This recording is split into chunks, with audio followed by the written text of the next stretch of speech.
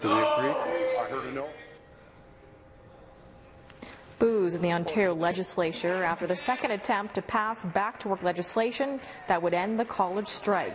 The more than 5-week-long strike is coming to a close, but not without political fireworks. Yesterday, the NDP blocked the Liberals from tabling the legislation to get teachers back to work, and then they delayed it again today.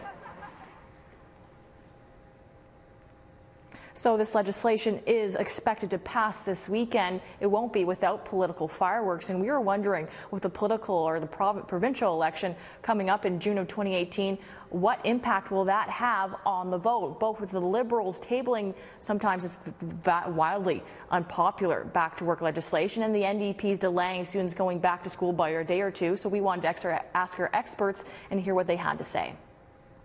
On the one hand, you know, there's a lot of pressure from parents. There's a lot of pressure from students that they want to have the term saved. They want their kids back to school. Very important, of course. But on the other side, the government, this particular government needs the strategic support of trade unionists. And this government can't win without the anything but conservative voter. And the reality is if it's seen as being anti-labor or, you know, stepping on the constitutional rights of trade unions, it's a charter right, the right to strike and bargain collectively, etc.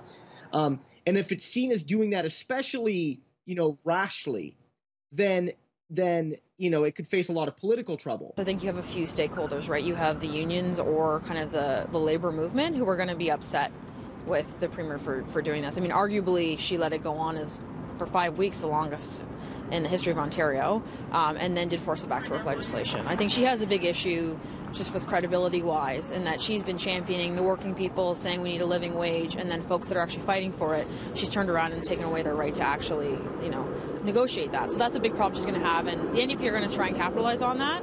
I thought Andrea Horwath today, frankly, was a bit ham-fisted in doing that. I don't think she's been successful. She kind of sounds angry and frustrated and talking about the process.